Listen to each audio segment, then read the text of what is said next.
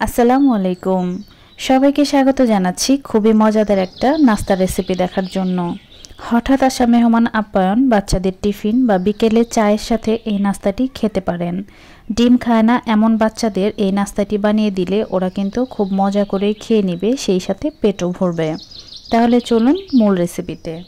নাস্তাটি তৈরি করার জন্য নর্মাল টেম্পারেচারের দুটো ডিম নিয়েছি। আমি একটা করে ডিম ভেঙে এখানে দিয়ে দিচ্ছি। অনেক সময় ডিম কিন্তু নষ্ট থাকে, চেষ্টা করবেন আলাদাভাবে ভেঙে তারপর একত্র করতে। এর মধ্যে দিয়ে দিচ্ছি 1/3 কাপ পরিমাণ চিনি।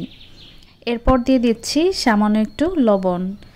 এখন এই চিনিটা সম্পূর্ণ গলে যাওয়া পর্যন্ত একটা হ্যান্ড উইক্স দিয়ে ডিমের সাথে মিশিয়ে নিচ্ছি।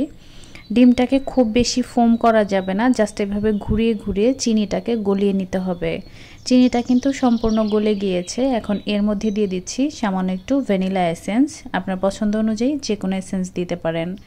এরপর দিয়ে দিচ্ছি বেকিং পাউডার 1/2 চা চামচ আর 1/2 কাপ দিয়ে দিচ্ছি ময়দা। এখন ডিমের সাথে ময়দাটাকে ভালো মতো মিশিয়ে নিতে হবে। এখানে প্রথম পর্যায়ে 1/2 কাপ পরিমাণ আমি ময়দা দিয়েছি। এরপর 1 টেবিল চামচ করে অ্যাড করে আমি 3 টেবিল চামচ পর্যন্ত ময়দা দিয়েছি। ডিমের সাইজ বুঝে ময়দার পরিমাপটা এর থেকে একটু কম বা বেশি লাগতে পারে।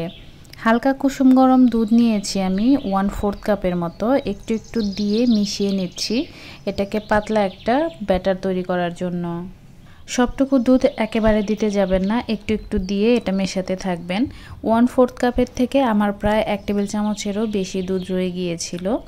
আর এটা মেশানোর পর এর ঘনত্বটা একটু ভালোভাবে লক্ষ্য করেন, এরকম হবে। একেবারে পাতলাও না আবার একেবারে ঘনও না। এটা এখন পুরোপুরি রেডি। এখন আমি ভাজতে চলে যাব।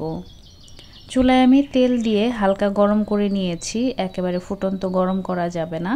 এরপর এর মধ্যে একটা ডালের চামচ বা এই ধরনের একটা গোল চামচ দিয়ে চামচটাকে গরম করে নিতে হবে।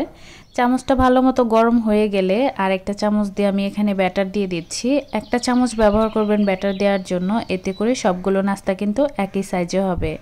চামচটাকে তেলে একটু ঘুরিয়ে আমি নাস্তাটাকে চামচ থেকে তেলে ছেড়ে দিয়েছি আর ওপরে গরম তেল দিয়ে দিচ্ছি। আর গরম তেল পাওয়ার সাথে সাথেই কিন্তু নাস্তাটা ফুলে উঠতে শুরু করেছে। আমি চামচটাকে আবারও ভালোভাবে গরম করে এর মধ্যে ব্যাটার দিয়ে দিচ্ছি। এরপর এভাবে তেলের মধ্যে একটু ঘুরিয়ে নাস্তাটাকে ছেড়ে দিচ্ছি।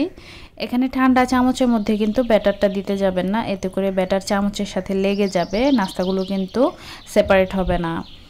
একইভাবে আমি সবগুলো নাস্তা ভেজে নিব। আর নাস্তা ভাজার সম্পূর্ণ সময়টাতে চুলার আঁচটাকে কিন্তু লোয়ে রাখতে হবে, তা না হলে এগুলো উপর দিয়ে ব্রাউন কালার হয়ে যাবে আর ভেতরে কাঁচাই থেকে যাবে। একটু সময় নিয়ে উল্টে পাল্টে বাদামি রং করে ভেজে নিতে হবে। আমার সবগুলো নাস্তায় ভাজা হয়ে গিয়েছে, আমি তুলে নিচ্ছি। আপনি চাইলে এই নাস্তাগুলোকে গরমও পরিবেশন করতে পারেন, খেতে খারাপ লাগবে না, তবে আমার কাছে একটু ঠান্ডা হলেই বেশি ভালো লাগে।